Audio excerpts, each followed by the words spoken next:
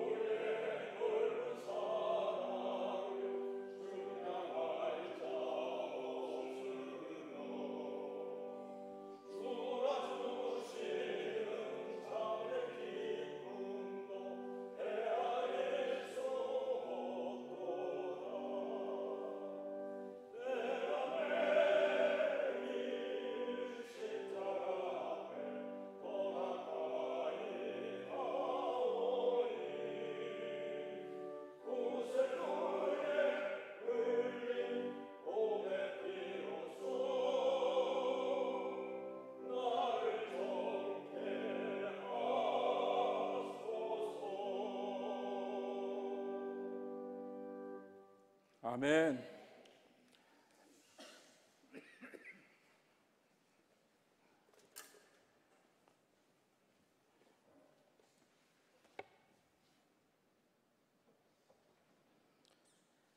네, 아브라함 회원 여러분 특송해 주셔서 감사합니다.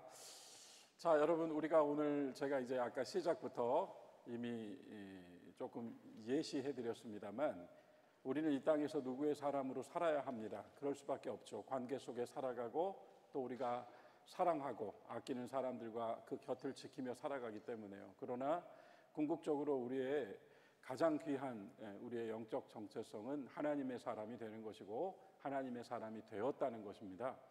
그래서 이 정체성이라고 하는 이 일상의 언어이지만 또 신앙적으로 다시 한번 검토해 봐야 될 이 단어를 제가 이야기해 드리기 위해서 지난 시간들에 제가 팔도평을 많이 말씀을 드렸어요. 그래서 이 옛날 옛 성년들이 팔도평을 하시는데 이북의 삼도는 짐승을 가지고 표현했고 남쪽의 삼도는 자연을 가지고 설명했고 창조 하나님의 세계를 가지고 설명했고 중앙 허리는 사람을 가지고 설명했다. 이런 특별한 어떤 또 도식이 있습니다. 그래서 기억하십니까? 지난 주일에 말씀드렸는데 평안도 기질은 뭐라 그랬죠? 맹호출림. 아주 그 용맹스러운 호랑이가 숲에서 나오는 것 같이 악하는 기질, 앙하는 기질이 있다. 그래서 평안도 사람들 맹호출림이라고 하고요. 그리고 함경도는 뭐였죠, 여러분? 이전투구입니다. 진흙탕 속에서 싸우고 있는 개처럼 표현이 좀 그렇습니다만 그렇게 끈질기고 끝까지 물고 늘어지는 강인한 기질을 가지고 있다. 그래서 함경도는 이전투구라 그랬습니다. 그러면 황해도는 무엇일까요? 황해도는 우리가 그렇게 익숙하지 않을 수도 있는데 석전경우라고 합니다. 석전경우. 그래서 이 석전경우라고 하는 것은 돌밭이죠. 석전, 돌밭, 자갈밭을 경자 매는 거죠. 그리고 우자는 뭐겠습니까? 소입니다. 그래서 자갈밭을 메고 있는 소처럼 부지런하고 성실하고 군소리 없이 열심히 살아가는 기질. 그래서 황해도 기질을 석전경우라고 불렀어요. 그래서 이북 삼도가 이렇게 동물을 가지고 비유되었습니다. 그리고 지난 시간에 우리가 경기도 했었죠? 경기도는 뭐였는지 기억나세요? 경중미인입니다. 경중미인. 그래서 거울 속에 있는 미인처럼 우아하고 단정한, 세련되고 멋스러운 이런 사람들을 경기도, 예전에는 전에 그랬죠? 한양은 그냥 왕이 있는 성이고 실제로는 경기도였잖아요. 그래서 우리 교회도 최초 출발이 뭡니까? 경기노회입니다. 경기노회. 그래서 이 경기가 이 모든 중부 지방을 경기라고 불렀죠. 그래서 경기는 경중미인이고요. 강원도는 무엇일까요? 혹시 강원도 계세요? 강원도는요. 이제 한자를 다 아시니까요. 풀어주시면 되겠어요. 암하노불. 그럼 불자는 뭐겠어요? 붙였죠? 그래서 암하노불, 그럼 노불이죠. 늙은 오랜 경륜을 가진. 그래서 암하 그러면 뭐겠습니까? 바위 밑에 불상 같은 사람들이다. 이렇게 해서 강원도를 암하노불이라고 불렀습니다. 전에 제가 이거 얘기할 때 전라도 궁금하다 그러셨는데 전라 지역은 뭘까요? 호남은 무엇일까요?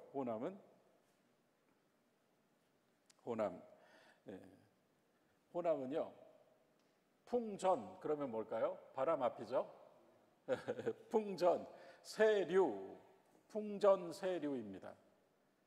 풍전세류. 그래서 바람에 날리는 버드나무 가지 같은 굉장히 아름다운 표현이죠. 바람에 날리는 버드나무 같이 풍류를 즐기고 섬세하고 감정과 인정미가 있는 사람들. 그래서 호남 지방을 풍전세류라고 불렀습니다.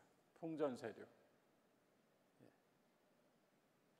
그리고 경상도는 그때 말씀드렸어요. 태산교학, 태백산맥으로부터 굉장히 높은 산들이 많은 이 험한 산지이지만 그 험한 산지에서 곧고 굳은 의지를 가지고 살아가는 사람들, 태산교학이다. 충청도는 무엇일까요? 충청도. 여러분 제일 잘 아세요, 사실은. 충청도는 다 알고 계세요. 네? 충청도. 옛날에 우리 김영삼 목사님 항상 설교할 때마다 설교 시작해서 저는 충남 부여군 청포면 새돌이 새도면 청포리 잊지 못해요. 아마 강남교회 가서도 그 설교 하지 않았을까요? 저는 충남 부여군 새도면 청포리에서 왔습니다. 저는 청포교회 출신입니다. 충청도 무엇일까요? 조금 전에 말씀드릴 때 한 단어 나왔는데 청포리. 청풍명월 맞습니다. 충청도는 청풍명월입니다. 청풍명월. 그래서 이렇게 팔도평이 쭉 이어져 나오는데요. 이렇게 아름답습니다. 우리 금수강산, 우리나라 사람들 아름다운 사람들이고요. 각 그 지형과 기후와 환경과 조건 속에서 그 어려움을 극복하고 5,000년 역사를 이어온 우리 민족입니다.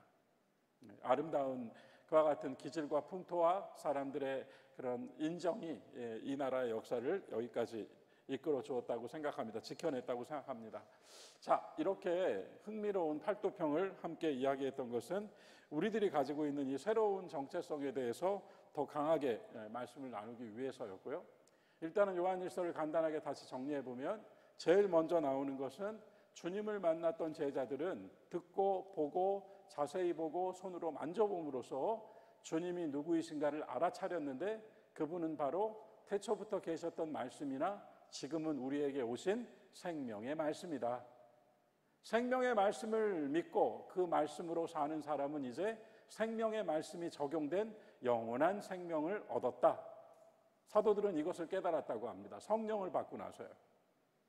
성령을 받고 나서 그들은 태초부터 계셨던 말씀이 생명의 말씀이고 우리에게 영원한 생명이 되셨다. 이것이 너무나도 기쁘다 했습니다. 그래서 이 기쁨을 여러분들과 나누기 위하여 나는 이 편지를 씁니다. 이 기쁨은 어떤 기쁨인가 하면 예수님이 하늘 아버지와 함께 하시는 기쁨입니다.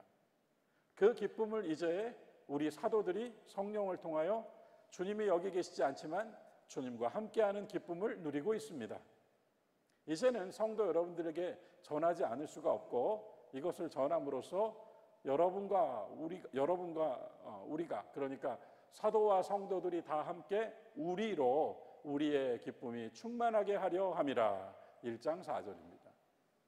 그래서 여기에 우리는 사도들이 아니라 하나님 아버지 예수 그리스도 사도와 성도 그 모두가 함께하는 우리입니다.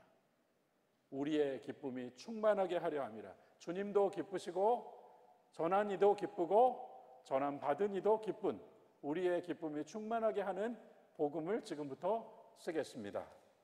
이렇게 편지가 시작되었어요. 그래서 1장에서 우리가 키워드를 잡을 때 생명의 말씀, 영원한 생명, 교통, 상호 교통이라고 그랬습니다. 그리고 누림, 그리고 그것에서 나오는 충만한 기쁨. 그리고 나서 1장 5절에서 첫 번째 이미 요한복음 4장에서 전파했지만 요한 1서가 하나님에 대해서 성경에서 가장 명확하게 단언적으로 두 가지 하나님은 이런 분이시다를 선포하는데 성경 전체에서 요한 1서 1장 5절에서 여러분 하나님은 뭐라고 하셨죠? 빛이시라. 그리고 요한 1서 4장에서 하나님은 사랑이시라. 이 두 가지가 성경이 전한 하나님에 대한 단언적인 설명입니다. 하나님은 빛이십니다. 빛의 반대는 어둠이고 어둠의 극은 사망입니다. 그래서 어둠과 사망이 하나님에게는 없습니다. 자, 그래서 하나님은 빛이시라라고 하는 기차가 출발했다 그랬습니다. 그 기차의 앞에는 KTX가 아니라 하나님은 빛이시라가 쓰여 있고 우리가 모두 그 기차에 올라탔다고 했습니다. 그래서 빛이 되시는 이 하나님은 빛이시라라는 기차를 탄 사람들에게는 이 기차에 타기 위해서 두 개의 관문이 있는데 첫 번째 관문이 무엇이었습니까?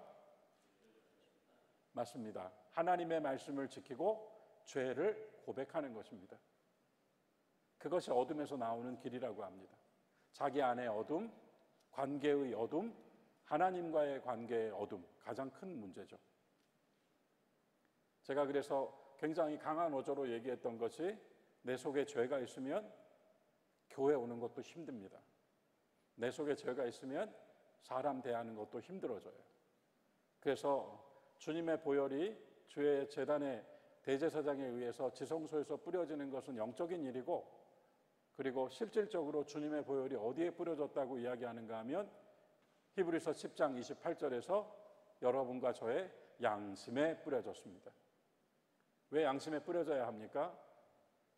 혹여 그 죄를 감추고 그 죄가 드러나지 않아서 벌을 받지 않았을 수 있지만 사람의 양심은 괴롭기 때문입니다. 그래서 예수의 보혈은 어디에 뿌려졌는가? 우리의 마음, 우리의 양심에 뿌려졌습니다.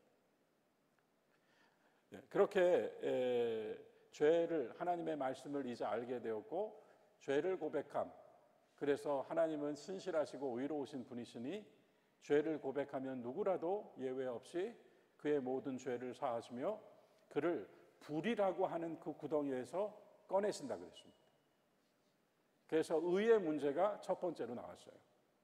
이 관문의 첫 번째 티켓은 의입니다. 그리스도의 의를 확보함, 그리스도의 의로 옷 입음. 그래서 죄를 자백하는 첫 번째 관문, 그리고 1장 나머지 부분에서 두 번째 관문이 나왔는데요.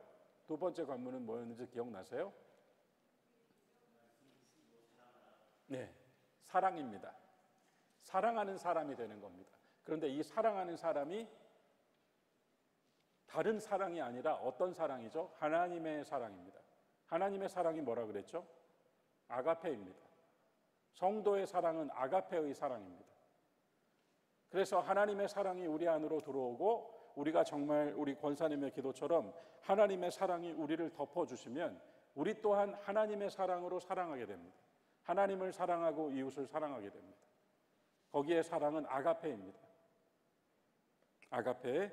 그래서 이제 이 두 번째 관문은 아가페, 곧 하나님의 사랑으로 사랑하는 삶이 되는 것입니다. 이게 두 번째 관문이고, 이 두 번째 관문에서 마지막 부분에, 우리가 지난 시간에 마지막 부분에서 2장 7절부터 11절에서 하나 더 짚었습니다. 그게 뭔가 하면 세계명과 옛계명이었죠. 기억하시죠? 옛계명과 세계명을 제가 지난 시간에 굉장히 자신감에 찬 어조로 우리 초등교회 교우들과는 우리는 이것을 알게 되었습니다 그랬는데요. 여러분, 세계명과 새노래가 뭐라고 했죠? 세계명, 새노래도 마찬가지라는 거예요. 새노래로 부르라 하잖아요. 그럼 새노래 새로 곡 만들어 부르라는 걸까요? 아닙니다. 세계명과 새노래는 뭘까요? 우리가 그것을 행할 때 세계명이고 우리가 그것을 부를 때 새노래입니다.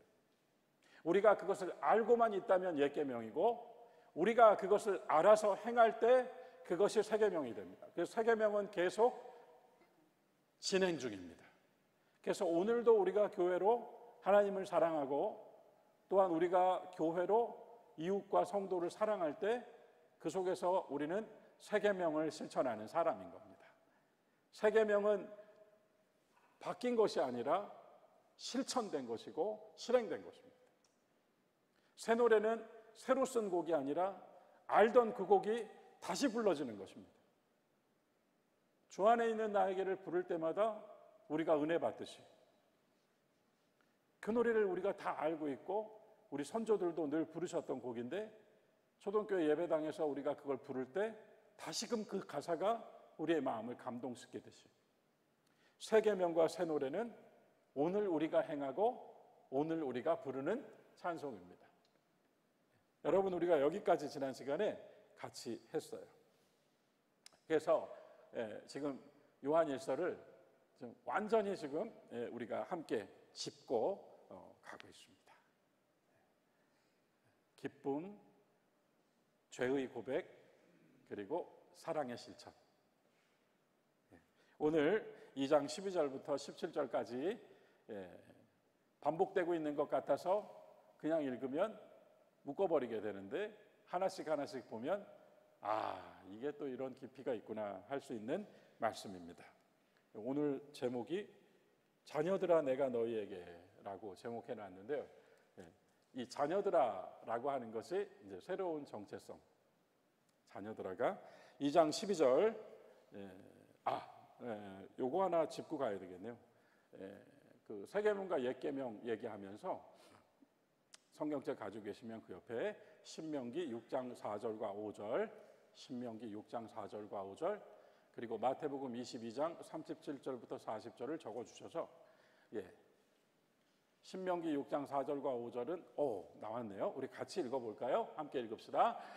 이스라엘아 들으라, 우리 하나님 여호와는 오직 유일한 여호와이시니. 5절 함께요. 너는 마음을 다하고 뜻을 다하고 힘을 다하여 내 하나님 여호와를 사랑하라. 제가 왜 이 말씀을 굳이 자막으로 지난 시간에 해놓았는가 하면요, 여러분 제가 한번 이 얘기 한 것 같아요. 예수를 믿으면 구원을 받습니다. 이게 우리 메시지의 핵심이죠. 예수를 믿으면 구원을 받습니다. 그런데 예수를 믿음에 있어서는 다른 조건이 없습니다. 하지만 또 하나가 있는데 그것이 뭔가 하면 주님을 사랑하면 축복을 받습니다. 여러분이 이 얘기를 할 때 축복을 우리가 원하는 것을 받는 것이 아니라 하나님이 주시고 싶은 것을 받는 것입니다. 기복신앙에 빠지지 않을 수 있습니다. 그래서 이 정의를, 이 명제를 가지고 계십시오. 예수를 믿으면 구원을 받습니다. 주님을 사랑하면 축복을 받습니다. 이 성경의 모든 구절들 속에서 결국 흘러내리는 엑기스입니다. 주님을 사랑하는 사람이 복을 받습니다. 그런데 주님을 사랑하라고 하는 말씀에는 조건이 붙었습니다. 마음을 다하고 뜻을 다하고 힘을 다해서 사랑하십시오.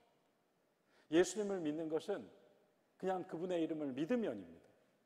그런데 주님을 사랑하는 데 있어서는 마음을 다하고 뜻을 다하고 힘을 다하여 사랑하십시오. 하나님의 사람 된 우리로서 꼭 짚어야 됩니다. 사랑에는 더욱더 강한 의지와 결단과 실천이 지금 요구되고 있습니다. 마태복음 22장도 자막이 혹시 있나요? 같이 읽어볼까요?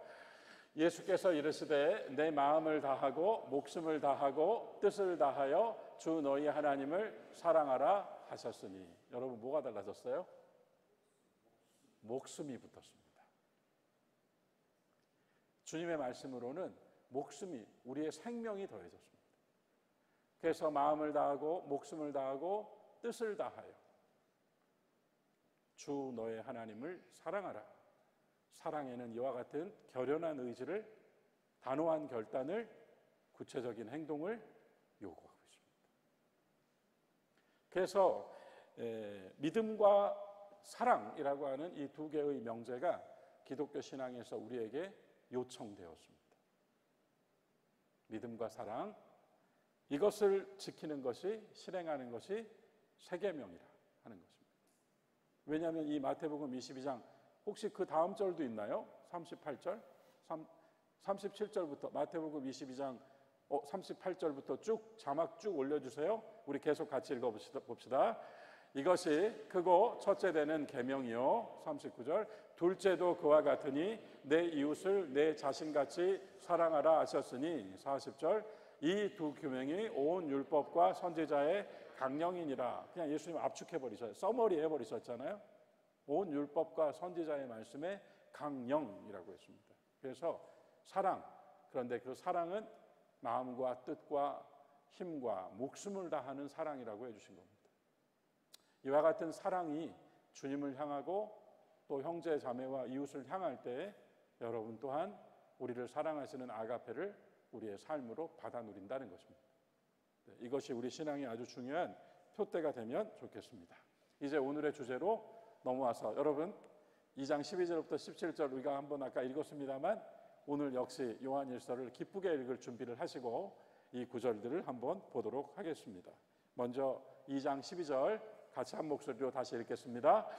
자녀들아, 내가 너희에게 쓰는 것은 그의 이름으로 말미암아 사함을 받았습니다. 제일 먼저 이제 자녀들아 했습니다. 이 자녀라고 하는 건 이후에 나오는 아비들아, 청년들아, 아이들아와 다릅니다. 아비들아, 청년들아, 아이들아가 다 묶여진 것이 자녀들아입니다. 어떤 자녀입니까? 하나님의 자녀입니다. 복음의 시작이 무엇입니까? 죄인의 친구입니다. 예수 그리스도 이 땅에 오셔서 먼저 그리스도가 되시지 않고 죄인의 친구가 되셨습니다. 죄인의 친구로 다가오셔서 마침내 예수님을 알게 된 눈뜬 사람들이 그분을 주님, 그리스도시라고 고백한 겁니다. 그래서 주께서 이 땅에 사람으로 오셔서 그가 나타내 보이신 복음의 표적은 죄인의 친구가 되어 주신 겁니다. 정죄하고 돌 던지는 사람 곁에 계신 것이 아니라 넘어져 있는 그 사람 곁에 계신 것입니다. 죄인의 친구, 여러분과 저의 친구. 그래서 우리가 찬송에도 그런 우리의 친구 되시는 예수님이 있잖아요. 그래서 복음의 시작이 무엇인가?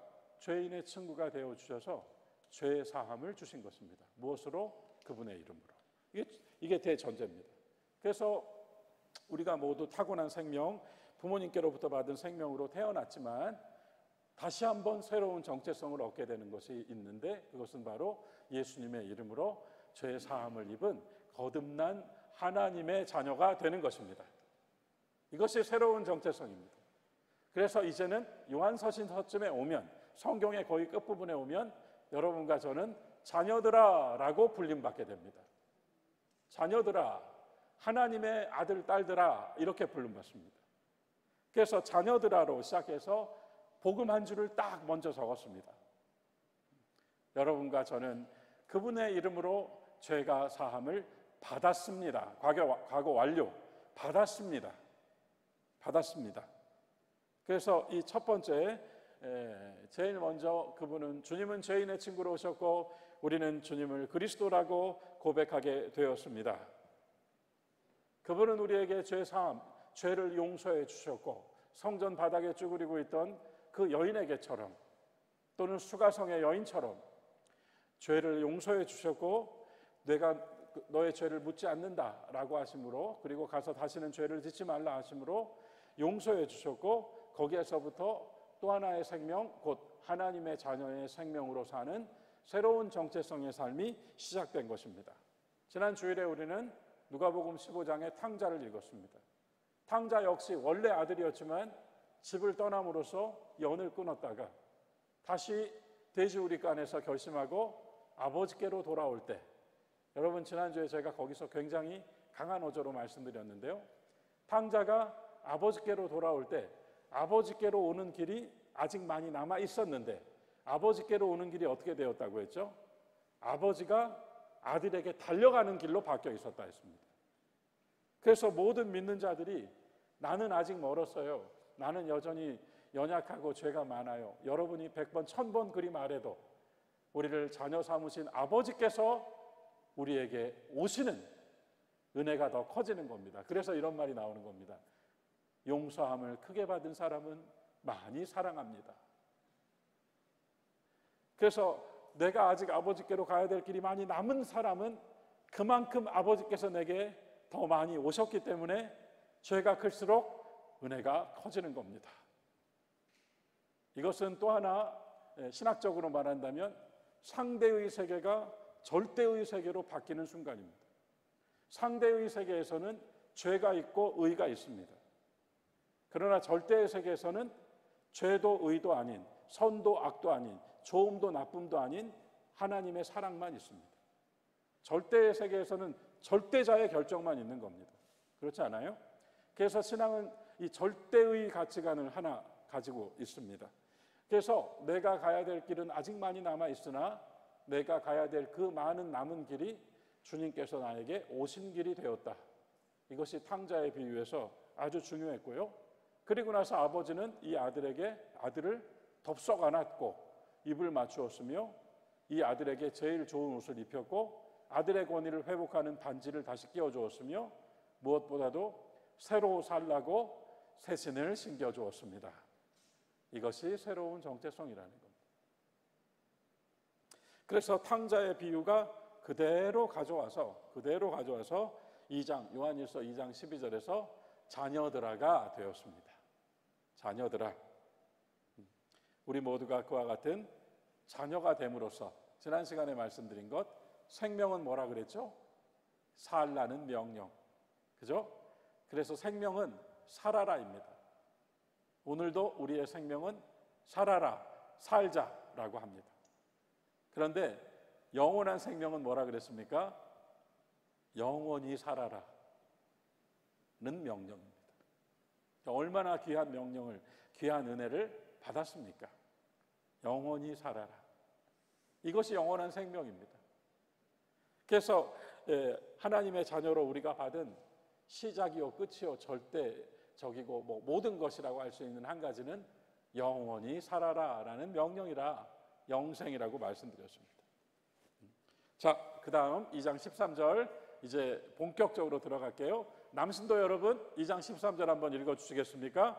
시작. 아비들아 내가 너희에게 쓰는 것은 너희가 태초부터 알았으며 청년들아 내가 너희에게 쓰는 것은 너희가 악한 자를 이겼습니다. 이제 구별해 주세요. 여기서 두 부류가 나왔습니다. 이 편지를 첫 번째로 받을 사람들이 누군가 하면 아비들입니다. 이 편지의 두 번째 수신자는 청년들입니다. 예. 그래서 2장 13절을 우리가 조금 분해해 볼 때 제가 말씀드린 것처럼 첫 번째 수신자는 아비들이고 두 번째 수신자는 청년인데 이것은 연령으로 이야기하는 것이 아닙니다. 여기서 아비와 청년은 연령으로 나뉘어진 것이 아닙니다. 이것은 사람이 태어나면 자라고 성장하고 성숙해져야 하듯이 몸만 커지면 되겠습니까? 속이 깊어져야죠. 그래서 성장과 성숙이 함께여야 하듯이, 그죠?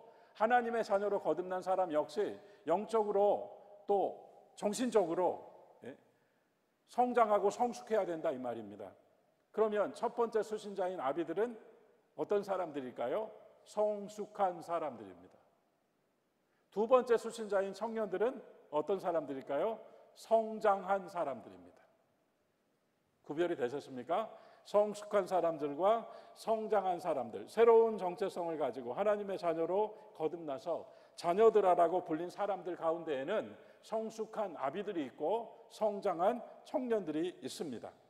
여기서 너희가 태초부터 계신 이를 알았으미요 할 때 헬라어 성경에서는 이 알았으미요라고 하는 것을 현재 완료형을 쓰고 있습니다. 그래서 항상 알고 있습니다. 항상 알고 있습니다. 아비들은, 성숙한 사람들은 항상 알고 있습니다. 무엇을? 태초부터 계신 분을. 누구입니까? 태초부터 계신 분이? 신약 성경의 문법으로 말한다면 누구입니까? 예수 그리스도입니다. 이 땅에 육신으로 오셔서 나사렛 예수라고 불렸던 그분이 사실은 태초부터 주님과 함께 하셨던, 하나님과 함께 하셨던 말씀이라, 태초부터 하나님과 함께 하셨던 로고스라, 태초부터 함께 하셨던 주님이시다를 알게 된 사람들, 아비들이라는 거예요. 성숙한 눈으로 보는 사람들. 그리고 청년들에 대해서는 성장한, 강해진 사람들이라고 지금 말해주고 있잖아요. 청년들아 내가 너희에게 쓰는 것은 너희가 이겼기 때문이다. 이겼기 때문이다. 강해지고 있는 성도들의 특징. 이제 강한 심령을 가졌다. 강하게 되었다. 강하고 담대하십시오. 라고 할 때 이 강해졌다고 하는 특징은 이기는 사람이 되는 것입니다. 자기 안에 있는 성령의 은혜로 또 내 안에 있는 말씀으로 이기는 사람이 되는 것입니다. 자, 2장 14절 첫 번째 두 줄만 함께 읽겠습니다. 함께 읽읍시다. 아이들아 내가 너희에게 쓰는 것은 너희가 아버지를 알았으며, 여기까지 끊어야 됩니다.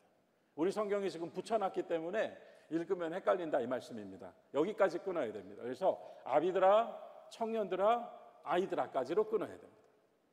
비교점이 있습니다. 비교점.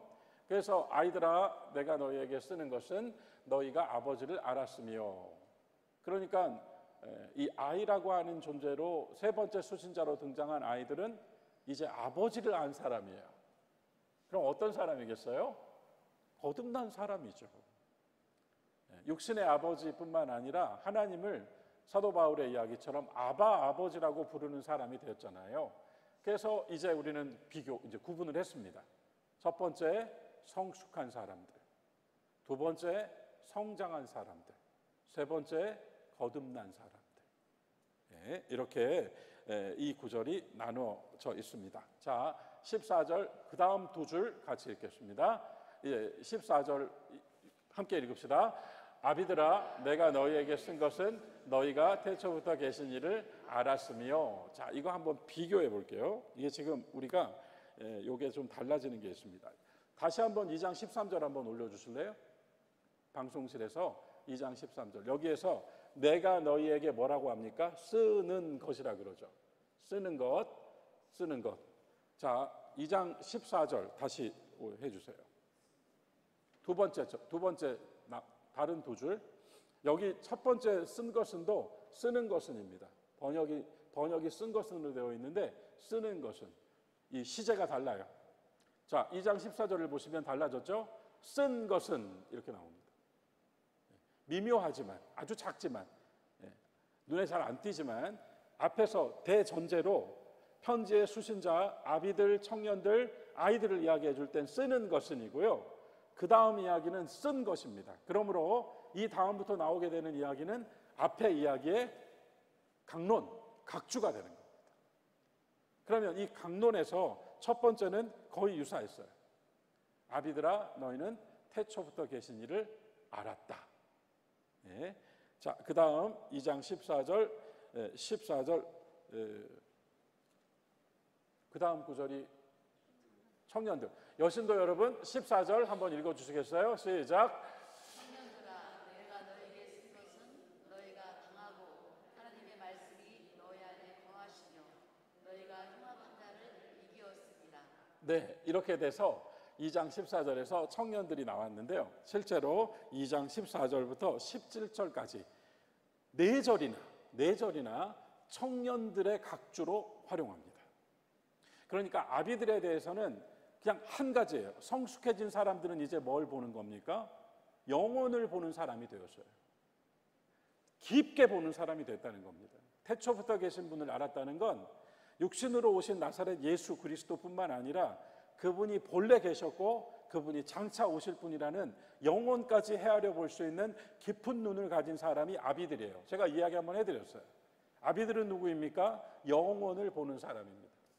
그런데 청년들은 네 절이나 할애하면서 청년들에 대해서는 굉장히 많은 스토리를 표현하고 있어요. 일단은 14절 여신도들께서 읽어주신 부분을 보면 여러분은 이제 강해졌습니다. 여러분이 이제 하나님의 말씀을 가지고 있습니다.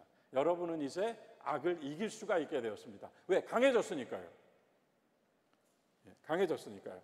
15절부터 17절까지 여러분 기쁜 마음으로 청년들에 대해서 한번 쭉 읽어 나가 보도록 하겠습니다. 자막을 계속 빨리 올려주세요. 15절부터 함께 읽읍시다. 이 세상이나 세상에 있는 것들을 사랑하지 말라.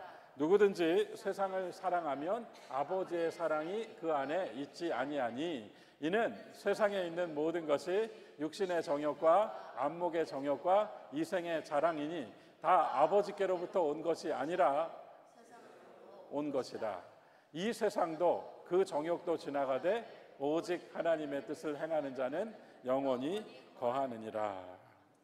그래서 2장 14절부터 17절까지 해서 15절부터 17절까지 해서 청년들에 대해 성장하고 있는 이들에 대해서 이야기를 쭉 들려주었습니다. 앞서 제가 누구의 사람이라고 하는 것이 중요하다는 말씀을 드렸는데요.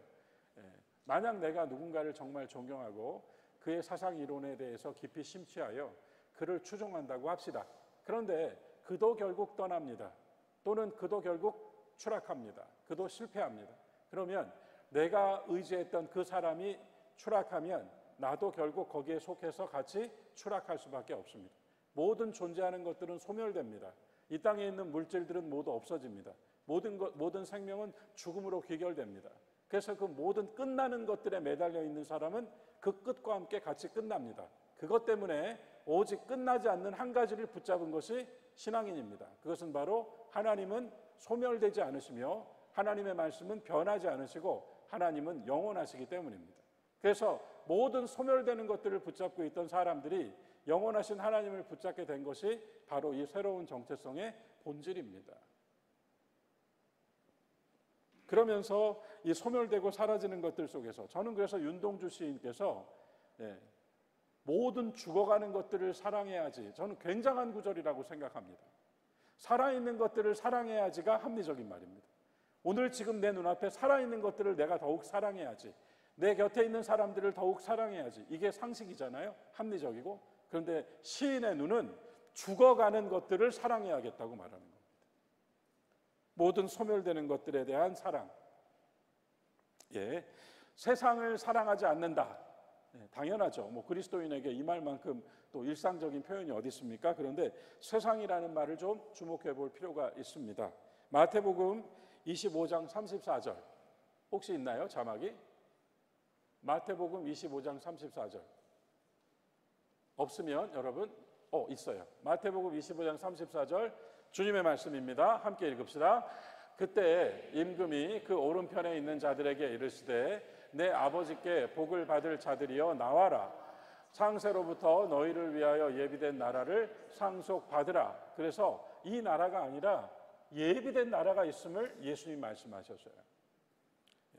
사도행전 17장 24절이 혹시 자막으로 준비되어 있을까요? 예, 정병우 장로님 오늘도 변함없이 사도행전 17장 24절 말씀 한번 크게 읽어주시겠습니까?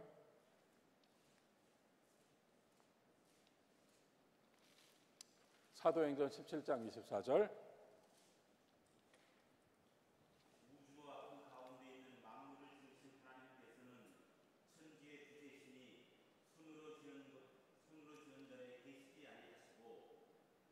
예, 우주와 그 가운데 있는 만물을 지으신 하나님은 천지의 주제이시니 손으로 지어진 것, 그 눈에 보이는 것들 속에 계시지 아니하시고 그래서 이 세상에 대한 관점 하나를 눈에 보이는 것과 눈에 보이지 않는 것으로 구별해 놓았습니다. 사도 바울이 아테네에서 최고의 철학자들 앞에서 했던 말이죠. 예, 베드로전서 3장 3절부터 4절 베드로전서 3장 3절부터 4절을 기록해 놓으시고 나중에 꼭 읽어보시면 좋겠습니다. 요한복음 15장 19절 제가 지금 세상을 이해하기 위해 지금 이 구절들을 보는 겁니다. 함께 읽읍시다. 너희가 세상에 속하였으면 세상이 자기의 것을 사랑할 것이나 너희는 세상에 속한 자가 아니요 도리어 내가 너희를 세상에서 택하였기 때문에 세상이 너희를 미워하느니라. 예, 주님도 구별해 주셨어요. 세상과 무엇이 다르게 있다는 것을. 야고보서 4장 4절 또 같이 읽읍시다. 함께 읽겠습니다. 가늠한 여인들아 세상과 벗된 것이 하나님과 원수됨을 알지 못하느냐. 그런즉 누구든지 세상과 벗이 되고자 하는 자는 스스로 하나님의 원수되는 것이니라. 계속 구별하고 있어요. 정리하겠습니다. 성경에서 세상이라고 표현할 때는 뭔가 달라졌습니다. 일단은 물질적인 세계, 물질적인 세계를 이야기하고 조직되고 체계화된 세계를 이야기하기도 하고 심지어 공중 권세 잡은 자의 영이 역사하는 세계라고 이야기합니다. 그래서 세계에 대해서 다른 관점을 가져요. 그러면 성경에서 세상과 대비되어 사용하는 말이 하나 있습니다. 그게 뭔가 하면 땅입니다. 하나님이 땅을 주셨다. 온유한 사람은 땅을 기업으로 받습니다. 그래서 땅과 세상, 하나님은 땅을 주셨는데 인간은 세상을 만드는 거죠. 이렇게 성경의 어떤 구조, 그러한 표현들을 굳이 구별해서 그래서 2장 지금 요한일서 2장을 이해하기 위해서 이 세상이나 세상에 있는 것들을 사랑하지 말라. 세상에 있는 것들을 사랑하면 아니 사랑하는 것이 그렇게 많으니 아가페가 들어올 자리가 없다는 거죠. 아버지의 사랑, 아가페가 들어올 자리가 없습니다. 2장 16절 이생의 자랑, 육신의 정욕, 안목의 정욕, 이생의 자랑. 이것도 너무나 많이 아시는 이야기인데요. 창세기 3장 6절이죠. 이건 창세기 3장 6절입니다. 그러니까 인류가 시작되고부터 시작된 욕망입니다. 창세기 3장 6절 요거 또 같이 한번 읽어보겠습니다. 여자가 그 나무를 본즉 먹음직도 하고 보암직도 하고 지혜롭게 할 만큼 탐스럽기도 한 나무인지라. 여자가 그 열매를 따먹고 자기와 함께 있는 남편에게도 주니 그도 먹은지라. 요 구절도 분석을 해야 되는데 시간을 약하기 위해 여기 세 가지가 다 들어갔죠. 육신의 정욕, 안목의 정욕, 이생의 자랑이 다 들어갔습니다. 육신의 정욕은 몸의 욕망일 것이고 안목의 정욕은 눈이 뭐 욕망하겠습니까? 눈이 본 것이 안으로 들어와 버리는 거죠. 그래서 육신의 정욕은 몸이 지금 당장 내 손이 느끼고 싶은 욕망이고, 안목의 정욕은 눈으로 봐서 내 속에, 내 마음속에 들어와 버린 내 정신의 욕망이고, 세 번째 것, 아까 세 번째 게 뭐였죠? 이생의 자랑. 이생의 자랑은 뭘까요, 여러분? 감추고 숨기고 있지만 깊은 속에 숨겨진 은밀한 욕망이죠. 자랑하고 싶은 욕망, 보여주고 싶은 욕망. 그래서 육신의 정욕, 안목의 정욕, 이생의 자랑, 이것이 세상 것이라고 성경은 요한일서는 딱 구별을 해놓았습니다. 그렇게 우리는 이 요한일서 2장 12절부터 17절에서 이미 여러분 들을 걸 다 들으셨어요. 우리 모두는 자녀요. 우리가 장차 주님의 나라 갈 때는 하나님의 사람이요. 우리가 이 땅에 살아가는 동안 태어난 아이가 자라야 하듯이 그리스도인도 성숙해야 되고 성장해야 됩니다. 특별히 강해져야 합니다. 강해져서 우리가 이길 수 있어야 합니다. 우리 안에 하나님이 거하시고 하나님의 말씀이 우리 안에 거하심으로 우리가 신앙으로 이겨내야 합니다. 이겨내야 될 것들이 너무나 많습니다. 만약 이겨내지 못하고 눈을 돌려버리고 욕망해버리면 우리는 우리 안에 아가페를 잃어버립니다. 그래서 이 세상을 사랑하면 하나님의 사랑이 그 안에 없습니다. 마지막 구절, 이 세상도 그 정욕도 모두 지나갑니다. 아침에 돋은 풀처럼 지난밤처럼 지나가 버립니다. 그러나 오직 하나님의 뜻을 행하는 사람은 영원히 삽니다. 이렇게 2장 17절까지 새로운 정체성, 하나님의 자녀로 사는 삶의 대전제를 함께 보았습니다. 그럼 그 다음은 무엇일까요? 그럼 어떻게 하나님의 사랑을 가지고 살아가게 해 주실 것인가? 그것을 그 다음 말씀에서 우리에게 전해주고 있습니다. 오늘 제가 시간이 조금 더 갔네요. 이 시간 함께 해주신 교우 여러분, 오늘도 요한일서 2장 12절부터 17절을 우리는 좀 더 보았고, 그 속에서 말씀이 이렇게 더 깊게 볼 때 아주 명확해지는 것도 함께 나누었습니다. 그렇다고 해서 세상을 적대시하라고 하는 것이 아니라 우리가 이 세상에서 살아가고 있는 존재이지만 하나님의 사랑으로 사는 사람이 되는 것, 이것이 바로 주의 자녀로 사는 삶이라는 것을 다시금 확인하게 됩니다. 모든 것은 지나가되, 그래서 하나님의 사람 모세의 기도에서 가장 인상적인 구절이 뭐였는가 하면, 주여 나를 계수하는 방법을 가르쳐 주셔서 지혜를 얻게 해 주십시오. 나를 계산한다고 했습니다. 연을 계산하는 것이 아니라 오고 가는 하루를 잘 사는 사람이 되겠습니다 라고 모세가 결단하는 거죠. 우리 모두가 이렇게 하루하루 하나님의 자녀로 충실하게 살아갈 수 있는 강한 믿음의 사람들, 지금 이 땅에 사는 동안 우리가 청년이기 때문에 이렇게 길게 썼다 이 말입니다. 청년의 삶에서 늘 이기는 성도의 삶으로 신앙의 길을 걸어갈 수 있는 여러분과 저 될 수 있기를 주님의 이름으로 축원합니다.